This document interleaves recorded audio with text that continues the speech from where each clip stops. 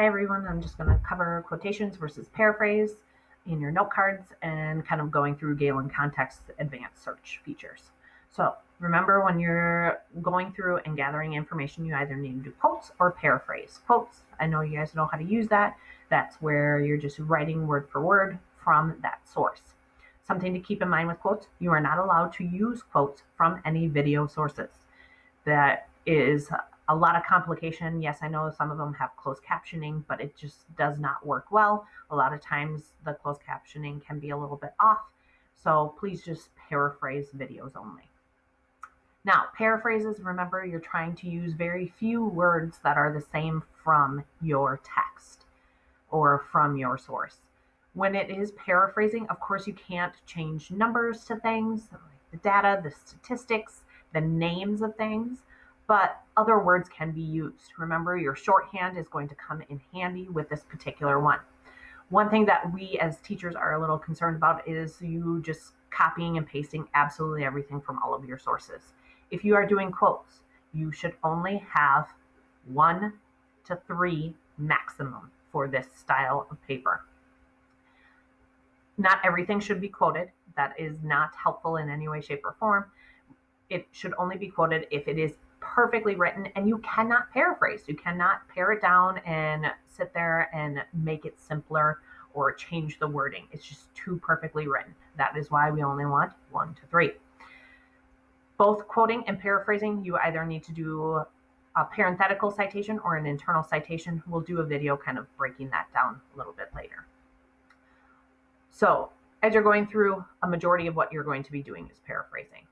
I am going to be using, this is a resource that we gave available to you. You don't need to fill this out, remember, but if this kind of helps you figure out words that you could use in your Boolean searches, by all means, feel free to do it. The topic I'm focusing on is school start times. I'm going to be using some of this information to help me with my searching.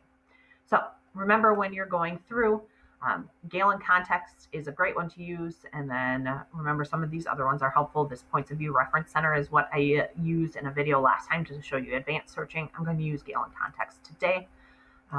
When you are using these sources, please don't just do the basic search. Yes, I understand that underneath there are a list of various different ones, but sometimes that list doesn't always help.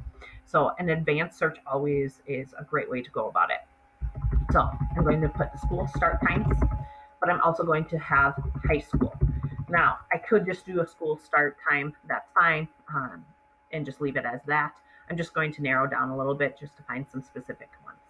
Another thing that I always suggest doing is this full text document. If you don't do that, sometimes all they're going to give you is what they call an abstract. Abstract means a summary, and that is incredibly limiting on the information that is provided for you. So you want to be able to have that full text available to you. Notice how you can also change up the publication dates, do all of that. That would be perfectly fine, but then you just press search. So definitely always do an advanced search instead of just doing a basic search, because you can have a little bit more options for you. Notice how Galen Context, which is what is nice, is that it tells you the different types, and you can click on these and it'll show all of those resources available to you, especially if you like certain styles. Images, a lot of times they're not going to be incredibly helpful, but if you want to, you can do news, there's magazines, there are videos available, and then academic journals. So you can kind of pick and choose. Other things to kind of notice as you scroll down, that it tells you when it was published, it tells you how many words there are, and then gives you a little topic overview at the very beginning, and then the lexile. So as you're going through, you can kind of go through and check and see if there's anything that is viable. 140 words is not very long. So that's something to kind of keep in mind as you're going through. Yeah, it's going to be super easy to read, but are you going to be able to use it in your paper? You must have at least 3 sources, and we don't want you to go over 6 just because you're only writing 3 to 5 pages. But it's a very small amount of information. Yes, it might have some good information, but know that it can be kind of limiting. So if you only have 3 sources, you have to make sure that you use this. And so that is somewhat problematic. So just kind of keep that in mind as you're going through. So I found an interesting article talking about later high school start times. Notice how I have author, I have education, all of this. One thing to kind of keep in mind, you can save it into your Google Drive, especially if those of you who are like me, your internet is spotty, not the greatest. It makes it a little bit easier because you can access anything on your Google Drive without internet. It will not save any changes that you've made, but you can be working on this even if the internet is not working if you have saved this. So you can do that. Notice how you can also download it to your computer. Either option is viable. So as you can see, I have a lot more information in here, and it is helpful to read the whole entire thing. Do not just sit there and be like, oh, I'm just going to skim read the first little bit. Yes, I understand that some of you are sitting there concerned about, do I have to read a whole entire book? No, you do not. If it does come across a book or something that is really long, this is only 958 words, which really isn't that long. If you look at it, it's like an article, because it is from Education Week. If it's something that is incredibly long, like a book, you do not need to read a whole entire book in order to do your researching. But if you have articles, read the whole entire thing. It's amazing what some people miss out on. So as I go through and read this particular one, I've noticed some interesting things, like how they reference Minneapolis and then them changing their start time. But then I also found this quote to be a little bit interesting, where Patrick D. Burke, the principal of South Burlington High School, one parent told him, you don't have to convince parents that their kids are tired. So I thought that was kind of interesting. So I go over, this is in the Zalick example of note cards. So first and foremost, yes, I did copy and paste because I'm planning on quoting. One thing you will notice, this was not in that previous document. I added that in there just to give context because it uses the pronoun him, and people might be like, I don't know who him is. So if you ever need to clarify a quote, you use these brackets. It's not a parenthesis, but it is right above the enter key, and you use brackets around it, and that's how you can clarify. And that lets the reader know, hey, this information wasn't in the original text.